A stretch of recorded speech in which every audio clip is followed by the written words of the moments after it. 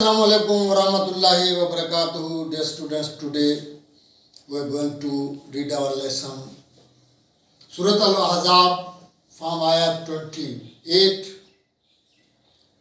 تو آپ کو یاد ہوگا اس سے پہلے ہم غزوہ احزاب کے متعلق کچھ اور گزشتہ آیت میں غزوہ قریظہ کے بارے میں ہم نے پڑھا تھا. آج یہ آیت جو شروع ہو رہی ہے یہاں سے ازواج مختارات کے متعلق ایک واقعہ اس زمانے میں رونما ہوا.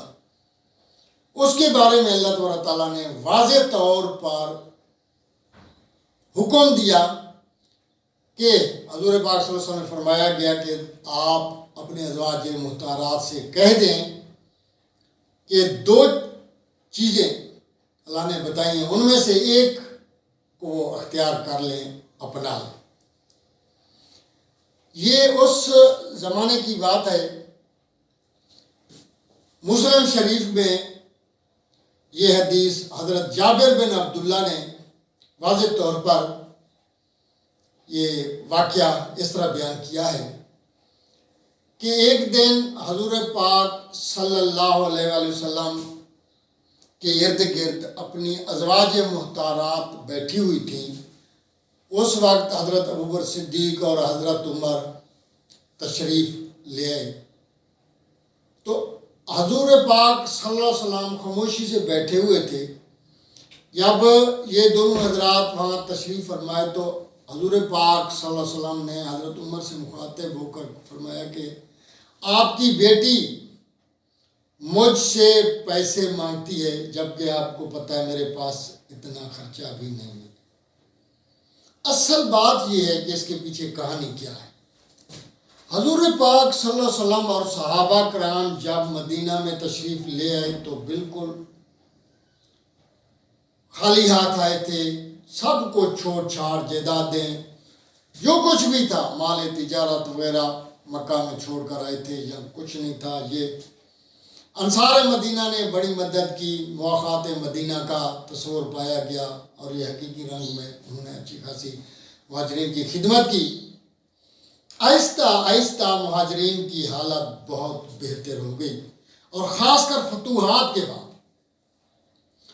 چونکہ غزوہ بدر, غزوہ احد اور اس کے بعد چھوٹی چھوٹی جتنی جو جنگیں ہوتی رہیں ان میں اچھی خاصی بہتری اور مال غنیمت مسلمانوں کے ہاتھ لگا تو مسلمانوں کی مالی حالت بہتر ہو, جس کی وجہ سے صحابہ کرام کی ازواج نے اچھا کھانا اچھا پہنا شروع کیا. بس بحیثیت انسانی تقاضے یا یوں سمجھیں بشری کمزوری کی بنیاد پر ازواج مطہرات نے حضور پاک صلی اللہ علیہ وسلم نے اچھا کھانا اچھا پہننے کا مطالبہ کیا, کیونکہ یہ بھی دیکھتی تھی جو صحابہ کرام کی ازواج نے اچھا پہنا اچھا کھانا شروع کیا تو انہوں نے حضور پاک صلی اللہ علیہ وسلم سے ایک دفعہ مطالبہ کیا کہ یا رسول اللہ ہمیں بھی اچھا کھانا اچھا پہنا دیا جائے. یہ اس وقت کی بات ہے جب حضور پاک صلی اللہ علیہ وسلم کے عقد میں 9 بیویاں تھیں. تو ان میں غالباً 4 قریش کی تھیں اور 5 کچھ اور تھیں. 9 بیویوں نے یہی ان میں سے کچھ نے, باقی دوسروں نے بھی شاید یہی کیا ہوگا, مطالبہ کیا کہ ہمیں اچھا کھانا اور اچھا پہنا دیا جائے. تو حضور پاک صلی اللہ علیہ وسلم نے 1 مہینے تک خاموشی اختیار کی, یعنی بہت کم بولنا, ان کے بیویوں کے ساتھ مراسم رکھنا. مطلب یہ کہ حضور پاک صلی اللہ علیہ وسلم پریشان ہونے لگے, رنجیدہ ہونے لگے. تو یہاں تک 1 مہینے کے بعد اللہ تبارک تعالیٰ نے واضح طور پر یہ حکم نازل فرمایا. حضور پاک صلی اللہ علیہ وسلم سے فرمایا گیا کہ اے نبی اپنی بیویوں سے کہہ دے اگر وہ دنیا اور اس کی زینت چاہتی ہے تو پھر ان کو بلاؤ اور ان کو کچھ دے کر اچھے طریقے سے رخصت کرو. ہاں البتہ اگر یہ اللہ اور اس کے رسول کو چاہتی ہے تو ان کے لیے بہت بڑا اجر ہے. یہ بات حضور پاک صلی اللہ علیہ وآلہ وسلم نے سب سے پہلے حضرت عائشہ کو بلا کر کہا اور یہ کہا کہ آپ خود فیصلہ نہ کریں بلکہ یہ میری بات پہلے اپنے والدین تک پہنچے، ان سے مشورہ کریں پھر۔ تو حضرت عائشہ فرماتی ہیں کہ یہ ہو ہی نہیں سکتا کہ میں نبی پاک صلی اللہ علیہ وسلم کے بارے میں جا کر اپنے والدین سے مشورہ کروں۔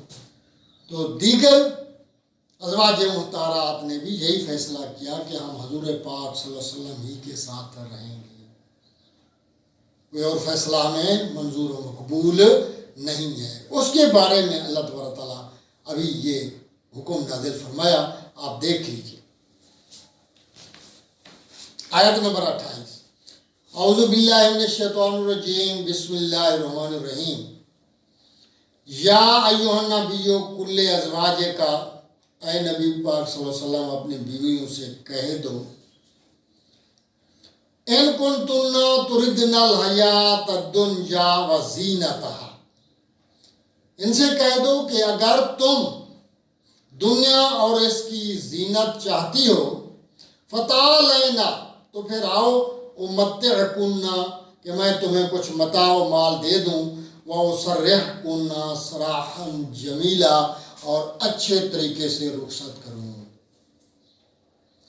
یہ ایک اسلامی قانون بھی ہے کہ اگر انسان اپنی بیویوں کے ساتھ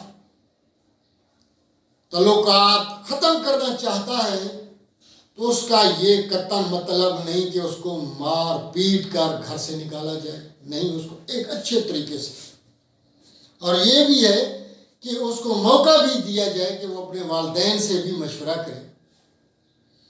یہی کہا جا رہا ہے کہ ان سے کہو کہ اگر تم دنیا اور اس کی زینت چاہتی ہو تو پھر میں تمہیں کچھ دے کر ایک اچھے طریقے سے رخصت کروں۔ آگے اللہ فرماتے ہیں وَإِن كُنتُنَّ تُرِدْنَ اللَّهَ وَرَسُولَهُ، اگر یہ یعنی تم اللہ اور اس کے رسول والدار الآخرہ اور آخرت چاہتی ہو، فَإِنَّ اللَّهَ أَعَدَّ لِلْمُحْسِنَاتِ مِنْكُنَّ أَجْرًا عَظِيمًا، تو پھر ایسی خواتین جو نیکوکار ہیں ان کے لیے اللہ تعالیٰ نے بہت بڑا اجر تیار کر رکھا ہے۔ یعنی اگر یہ جانا چاہتی ہیں تو ان کو کچھ دے کر رخصت کیا جائے، اگر یہ رہنا چاہتی ہیں، اللہ اس کے رسول اور آخرت چاہتی ہیں، تو پھر ایسی نیکوکار خواتین کے لیے اللہ نے بہت بڑا اجر رکھا ہے۔ یہ واقعہ تھا۔ پھر اس کے بعد نہ انہوں نے مطالبہ کیا، اور وہ حضور پاک صلی اللہ علیہ وسلم کی حیثیت سے، اوقات سے، مالی حالات سے بھی واقف تھے کہ نبی پاک صلی اللہ علیہ وسلم کے گھر میں تو 3 ٹائم تک چولہا بھی نہیں جلتا تھا۔ حضور پاک صلی اللہ علیہ وسلم کے پاس کوئی خزانہ تو نہیں تھا۔ ہاں، البتہ صحابیوں کی حالت بہتر ہو گئی تو صحابیات نے بھی مطالبہ کیا، تو یہ بشری کمزوریوں کی بنیاد پر ازواج مطہرات نبی پاک صلی اللہ علیہ وسلم سے بھی یہ مطالبہ کیا کہ ہمیں اچھا کھانا اور اچھا پہننا۔ جب یہ حکم نازل ہوا تو اس کے بعد ساری جتنی ازواج مطہرات تھیں انہوں نے کہا کہ نہیں، ہم تو نبی پاک صلی اللہ علیہ وسلم سے کہیں دور جا ہی نہیں سکتے۔ آگے دیکھیں، اللہ تعالیٰ نے آگے یہ بھی صرف یہ عام خواتین تو نہیں تھیں، ازواج مطہرات تھیں، ان کے لیے اللہ نے حکم یہ نازل کیا۔ بسم اللہ الرحمن الرحیم۔ یا نساء النبی، اے نبی کی بیویوں، من یات منکن بفاحشۃ مبینہ، بفاحشۃ مبینہ، اے نبی کی بیویوں تم میں سے جو بھی کوئی واضح برائی کرے گی، یضاعف لہا العذاب، عذاب و ضعفین، تو اس کے لیے عذاب دگنا کر دیا جائے گا۔ یعنی نبی کی بیویوں کے لیے اگر انہیں سے کوئی غلطی، کوئی خرابی، کوئی برائی اللہ معاف کرے پائی گئی تو ان کو دگنا عذاب دیا جائے گا۔ وَكَانَ ذَلِكَ عَلَى اللَّهِ يَسِيرًا، اور ایسا کرنا اللہ کے لیے تو آسان ہے، کوئی مشکل کام نہیں ہے۔ وَمَن يَقْنُتْ مِنكُنَّ لِلَّهِ وَرَسُولِهِ، ہاں، جو بھی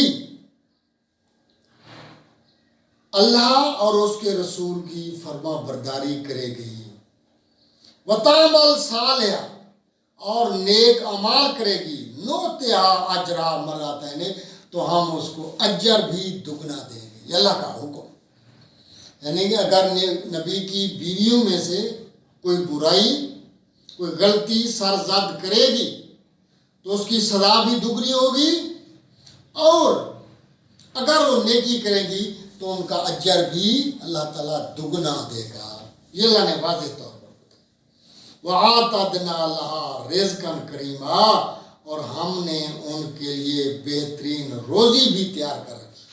صرف یہ نہیں ہے، اجر کے ساتھ ساتھ رزق روزی بھی بہترین اللہ نے ان کے لیے تیار کر رکھا۔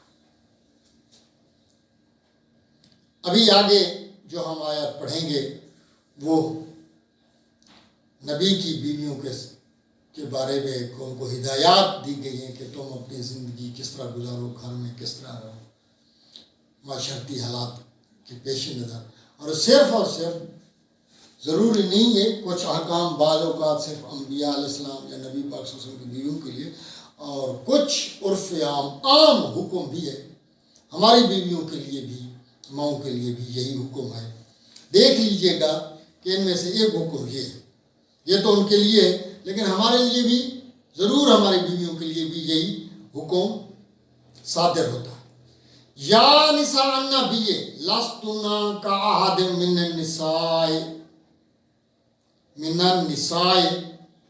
اے نبی کی بیویوں تم عام عورتوں کی طرح نہیں۔ غیر ایک نبی اور پھر آخر الزمان آخری نبی حضرت محمد صلی اللہ علیہ وسلم کی بیوی عام عورتیں نہیں ہیں، بلکہ عام عورتوں سے ان کا اٹھنا بیٹھنا، نبی کی بیوی ہے، ظاہر فرق ہے۔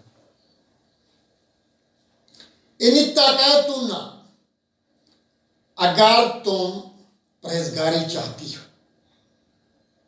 تو پھر کیا کرو، فلا تخضعن بالقول تو پھر باتوں میں نرمی نہ لاؤ، یعنی نرم باتیں نہ کرو۔ فَيَطْمَعَ الَّذِي فِي قَلْبِهِ مَرَضٌ تاکہ جس کے دل میں کوئی بیماری ہے، کوئی طمع کی بیماری ہے، لالچ ہے، وہ جاگ نہ اٹھے۔ وَقُلْنَا قَوْلًا مَعْرُوفًا اور دستور کے مطابق بات کرو۔ اس کا مطلب یہ ہے کہ اگر آپ کے ہاں کوئی بندہ آتا ہے دروازے پر کسی کام کے سلسلے میں، عام عورتوں کے لیے بھی یہی حکم ہے، کچھ پوچھتا ہے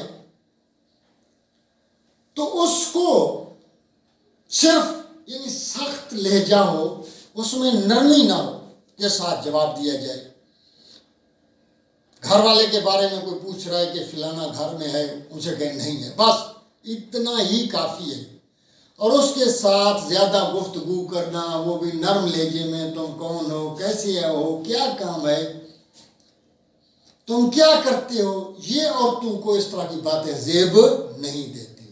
قرآن پاک میں واضح طور پر بتائے، چونکہ انسان میں کمزوریاں ہوتی ہیں کہ اس بندے کے دل میں کوئی لالچ ہے، کوئی برائی کی بیماری ہے، کوئی بھی ہو، چونکہ نرم لہجے سے وہ کچھ اور سوچنے نہ لگ جائے، اس کو عام اور معروف سخت لہجے میں بندہ جواب دیتا ہے تو وہ خود بخود چلا جاتا ہے۔ یہ اللہ تعالیٰ نے حکم نازل کیا۔ عام عورتوں کے لیے بھی یہی حکم ہے کہ کوئی بھی غیر محرم باہر سے آ کر کوئی پوچھے، کوئی بات کرے تو اس کو اسی طرز کا جواب دینا چاہیے۔ آگے دیکھیں، یہ ہدایات ہیں، دوبارہ میں اس کو پڑھا۔ یا نساء النبی یا نساء النبی لستن کاحد من النساء ان اتقیتن فلا تخضعن بالقول فیطمع الذی فی قلبہ مرض وقلن قولا معروفا۔ اے نبی کی بیویوں تم عام عورتوں کی طرح نہیں ہو، اگر تم پرہیزگاری چاہتی ہو تو پھر کسی کے ساتھ نرم لہجے میں بات نہ کرو تاکہ جس کے دل میں طمع یا لالچ کی بیماری ہے وہ جاگ نہ اٹھے، بس عام دستور کے مطابق بات کرو۔ وَقَرْنَا فِي بُيُوتِكُنَّ اور اپنے گھروں میں ٹھہری رہو. یہ ہدایات ہے. وَلَا تَبَرَّجْنَا تَبَرُّجَ الْجَاهِلِيَّةِ الْأُولَىٰ. اور جاہلیت اور زینت تو زیبائش نہ کرو. کون سی والی؟ جو زمانہ جاہلیت میں عورتیں کیا کرتی تھیں. زمانہ جاہلیت والی زینت و زیبائش نہ کرو. وَأَقِیمُوا الصَّلَاةَ. نماز قائم کرو. وَآتِینا الزَّکَاةَ. اور زکوٰۃ ادا کرو. وَأَطِیعُوا اللَّہِ. اللہ کی اطاعت کرو. وَرَسُولَهُ. اور اس کے رسول. آگے بھی ہے اللہ تعالیٰ بتا رہے ہیں. آگے دیکھیے. انما یوری. اسی کو میں دوبارہ پڑھا رہا ہوں. بسم اللہ. وَقَرْنَ فِي بُيُوتِكُنَّ وَلَا تَبَرَّجْنَ تَبَرُّجَ الْجَاهِلِيَّةِ الْأُولَىٰ وَأَقِیمُوا الصَّلَاةَ وَآتِینا الزَّکَاةَ وَأَطِیعُوا اللَّهَ وَرَسُولَهُ. اور اپنے گھروں میں ٹھہری رہو. زمانہ جاہلیت والی زینت و زیبائش نہ کرو. نماز قائم کرو. زکوٰۃ ادا کرو. اللہ اور اس کے رسول کی اطاعت کرو. یہاں یہ بات بتاتا چلوں کہ زمانہ جاہلیت میں کیا زینت و زیبائش خواتین کرتی تھیں. تاریخ میں یہی ہے, تفاسیر میں بھی یہی لکھا ہوا ہے کہ وہ خواتین چونکہ وہ اسلام یا ایمانی قوت سے تو واقف نہیں تھی, ان کی عادت تھی کہ دوپٹہ نہ اوڑھنا یا دوپٹے کے بغیر ننگے سر باہر نکلنا, سرے عام بازار میں چکر لگانا. آج کل بھی موجودہ دور میں بھی یہی ہے. اسلامی روایات, اسلامی احکامات کو پامال کر دیا جاتا ہے کہ خواتین بغیر دوپٹے کے گھومتی پھرتی ہیں اور پھر یہ بناؤ سنگار کر کے چلتی ہیں. اس کے لیے یہی ہے زمانہ جاہلیت میں بھی یہی بناؤ سنگار کر کے غیر محرم کے سامنے آنا جانا اور زینت بازار بننا. اس کے لیے اللہ تبارک تعالیٰ نے سختی سے منع کیا. یہ اس لیے کیونکہ اللہ فرما رہا ہے انما یرید اللہ لیذھب عنکم الرجس اہل البیت ویطہرکم تطہیرا. کیونکہ اللہ تعالیٰ اہل بیت سے شیطانی نجاست کو دور کرنا چاہتا ہے. اللہ کا ارادہ ہے کہ وہ اہل بیت سے شیطانی نجاست کو دور کرے اور انہیں پاک صاف کر دے. وَاذْكُرْنَ مَا يُتْلَىٰ فِي بُيُوتِكُنَّ. آگے حکم ہے کہ تمہارے گھر میں جو کچھ تلاوت کی جاتی ہے اس کو یاد کرو. مطلب قرآن مجید کی جو آیات, چونکہ حضور پاک صلی اللہ علیہ وسلم پر جو وحی نازل ہوتی تھی زیادہ حجروں میں, خاص کر حضرت عائشہ رضی اللہ تعالیٰ عنہ کے گھر میں, تو اس کو یاد کر لو. من آیات اللہ, یعنی اللہ کی آیات میں سے.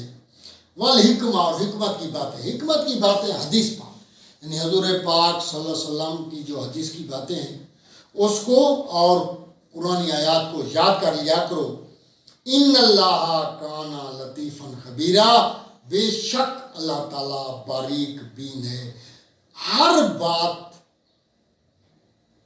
سے باخبر ہے, آگاہ ہے. عزیز طلباء, آج ہم نے جو واقعہ پڑھا میں پہلے بتا چکا ہوں. پہلا واقعہ یہ تھا کہ ازواج مطہرات نے حضور پاک صلی اللہ علیہ وسلم سے اچھا کھانا, اچھا پہننے کا مطالبہ کیا تھا. اس کی وجہ یہ تھی کہ ازواج مطہرات نے ازواج صحابہ کرام رضوان اللہ اجمعین کو دیکھا تھا, ان کا کھانا پینا. ظاہر فتوحات کے بعد کچھ حالت بھی بہتر ہو گئی تھی, مگر نبی پاک صلی اللہ علیہ وسلم کے گھر میں اسی طرح فقیری. تو کبھی 3 دن تک چولہا بھی نہیں جلتا تھا. اس لحاظ سے حضور پاک صلی اللہ علیہ وسلم سے جب یہ مطالبہ کیا تو آپ صلی اللہ علیہ وسلم 1 مہینے تک رنجیدہ ہوئے. پھر اللہ تعالیٰ نے حکم نازل کیا. اس حکم میں ازواج مطہرات کو 2 باتوں کا اختیار دیا گیا. کتنی باتوں کا؟ 2 باتوں کا اختیار. ازواج مطہرات کو رات کو 2 باتوں کا اختیار دیا گیا.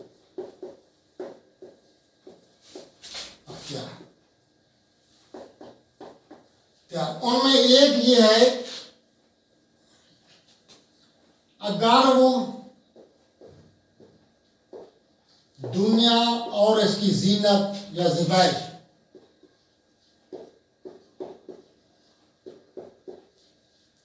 ذبائح یہ چاہتی ہیں تو پھر ان کو کیا کرو، کچھ دیکھ کر اچھے طریقے سے رخصت کر دو. یہ اللہ تعالیٰ نے نبی پاک صلی اللہ علیہ وسلم سے کہا. اور دوسرا اختیار یہ تھا کہ اگر اللہ اس کے رسول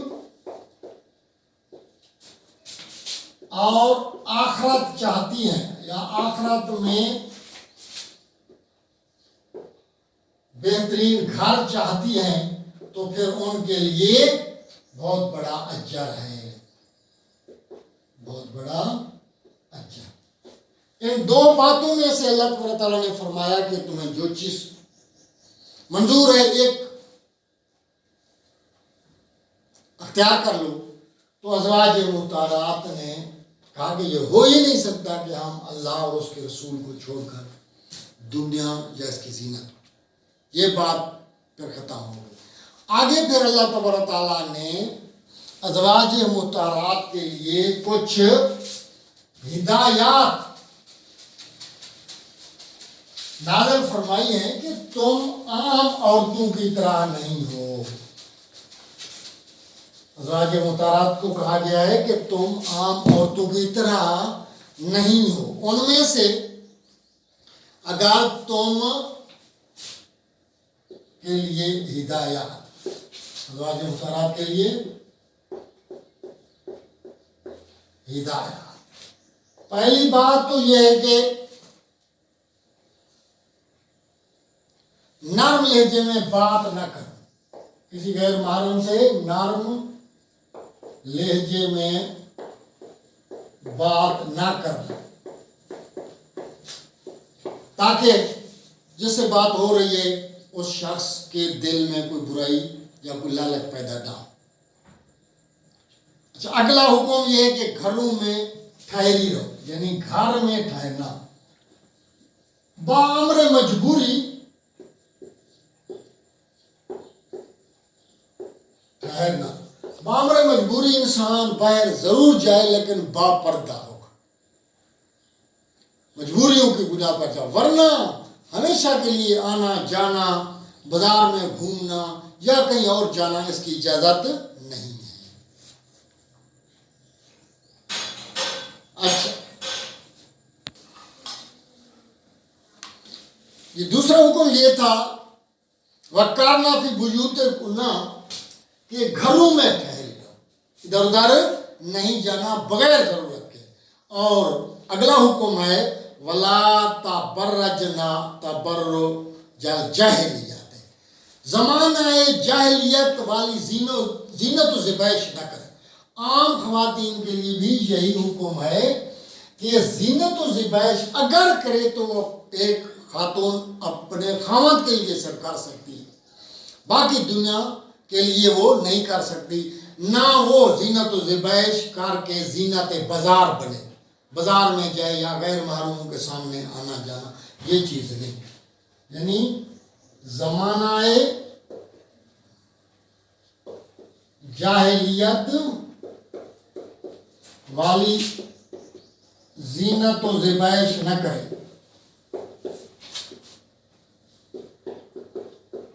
نہ کرنا، ٹھیک ہے. اگلا حکم نماز قائم کرنا.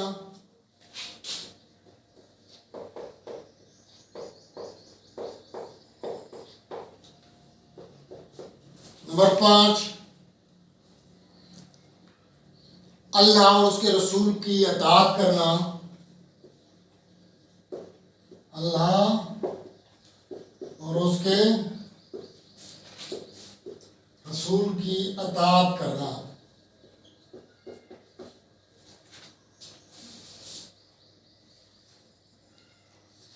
پھر اللہ کی آیات یعنی 6 اللہ کی آیات کو یاد کرنا. اللہ کی آیات یعنی پرانی آیات کو یاد کرنا. نمبر 7 ہے حدیث مبارکہ، اس میں وہاں کہا گیا حکمت، حدیث مبارکہ کو بھی یاد رکھنا، کیونکہ حضور پاک صلی اللہ علیہ وسلم کی ازواج مطہرات براہ راست نبی پاک صلی اللہ علیہ وسلم کے ہاں زیر تربیت تھی، وہ ساری چیزیں سیکھ رہی ہوتی تھی۔ تو اللہ تبارک تعالیٰ نے فرمایا ظاہر ہے نبی پاک صلی اللہ علیہ وسلم کے وصال کے بعد لوگوں نے کافی جو مسائل تھے وہ انہی ازواج مطہرات ہی سے پوچھے، اور اس لیے حضرت عائشہ رضی اللہ تعالی عنہ بہترین ایک مفسر اور محدث، کافی سارے مسائل جو انہوں نے لوگوں کو بتائے۔ ابھی یہ اللہ تعالیٰ نے ان کے لیے کہا کہ تم گھر میں تمہارے ہاں اللہ اور اس کے رسول کی جو باتیں ہوتی ہیں، یعنی اللہ کی طرف سے جو آیتیں نازل ہوتی ہیں وہی ہوتی، اس کو بھی یاد رکھو، اور حکمت کی باتیں یعنی حضور پاک صلی اللہ علیہ وسلم جو فرماتے ہیں ان کو بھی یاد رکھو، اور یاد رکھیے گا اللہ تبارک اللہ ساری چیزوں سے واقف ہے، وَهُوَ عَلِيمٌ بِذَاتِ الصُّدُورِ، دلوں کے رازوں سے بھی واقف ہے۔ عزیز طلباء، آج ہمارا سبق یہاں اختتام پذیر ہوا، اگلے سبق تک اجازت دیجیے گا، میرے چینل کو سبسکرائب کرنا نہ بھولیے گا۔ اللہ حافظ۔